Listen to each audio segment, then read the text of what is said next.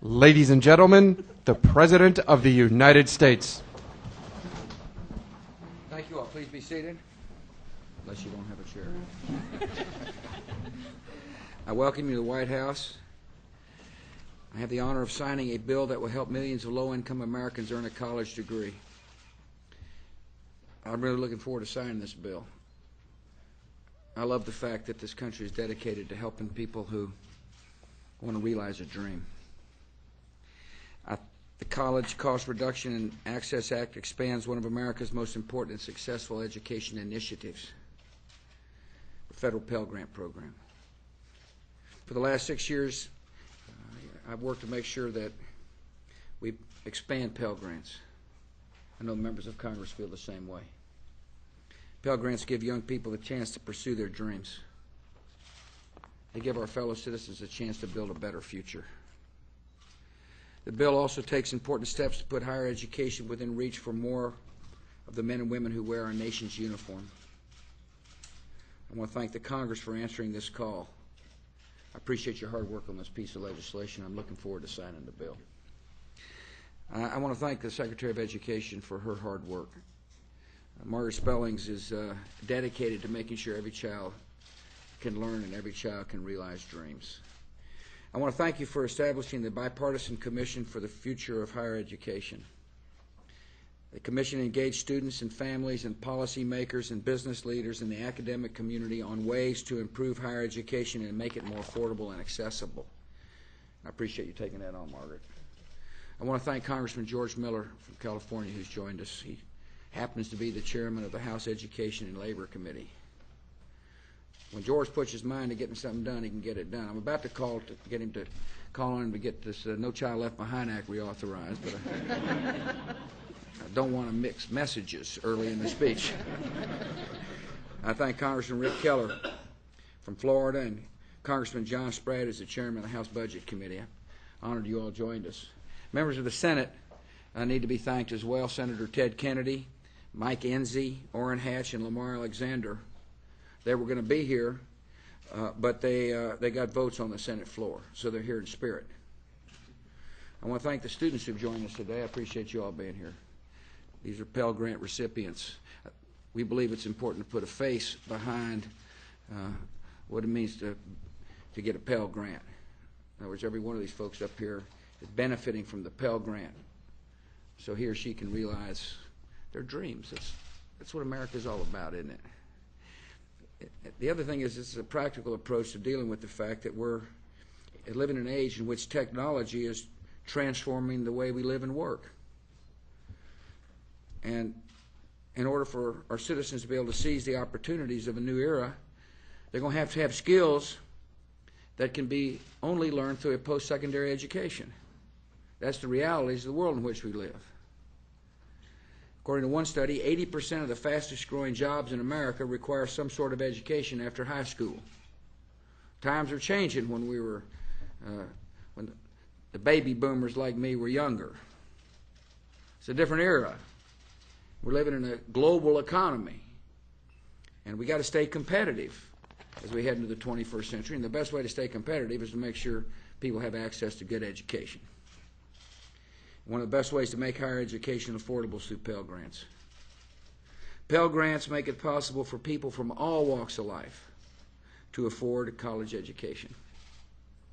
Pell Grants send an important message to students in need. If you work hard and you stay in school and you make the right choices, the federal government's going to stand with you.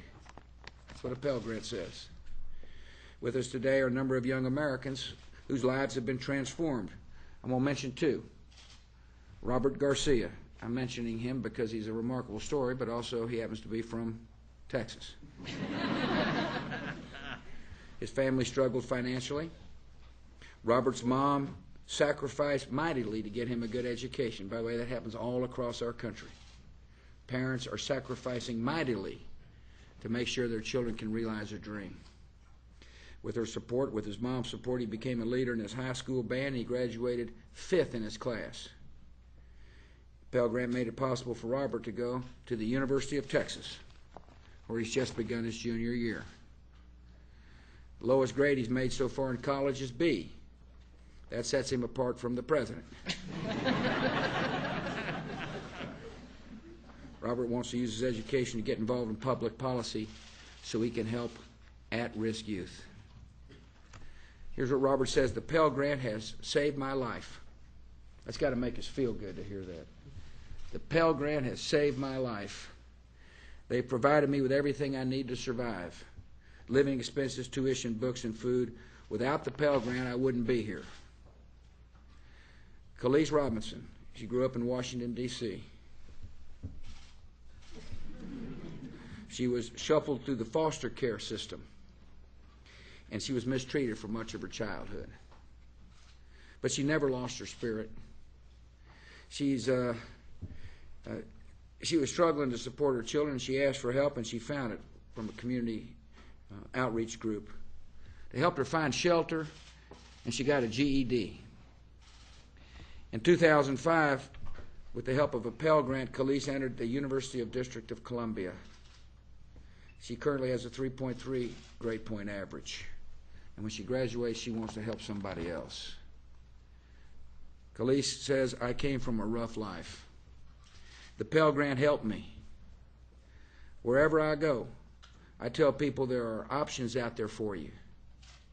If you work hard, there's help and money out there for you. We thank you both for being here. Thank you all for coming, too. And so today is a reaffirmation of our commitment, our determination to help more Americans realize dreams by getting a good education. The bill I signed today increases funding for Pell Grants by $11.4 billion over the next 5 years. It allows us to increase the maximum award from $5,400 to $5,400 by 2012.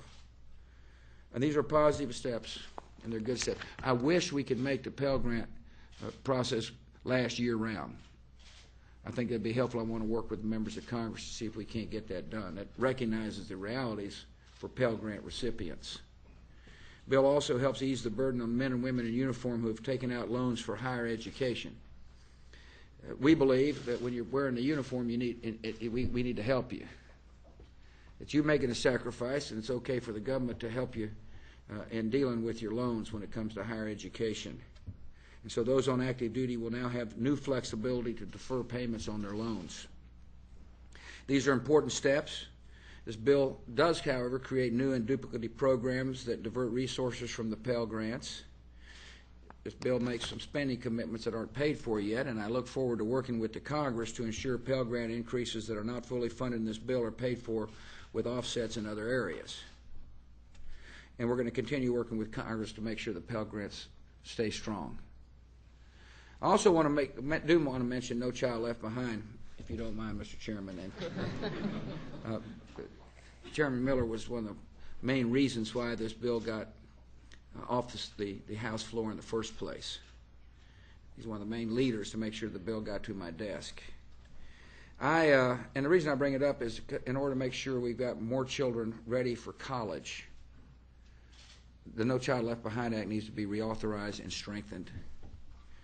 Just this week, we saw what happens when you have high standards and you measure for results. Those results were reported out through the nation's report card. About 700,000 people were tested nationwide to determine whether or not standards are being met. 8th graders achieved their highest scores ever in math, while 4th graders set records in both reading and math. African American and Hispanic students posted all-time highs in a number of categories. In other words, that achievement gap is beginning to close in America, something that we all want to see happen. There's nothing more important than making sure our children get a good education. Today we've taken an important step in that direction. I'm hoping we can get the No Child Left Behind Act reauthorized and strengthened. I appreciate the members being here today. I thank you for your hard work on this. I'm honored to sign this piece of legislation, the College Cost Reduction and Access Act. Thanks for coming. I guess come on in here and get the picture.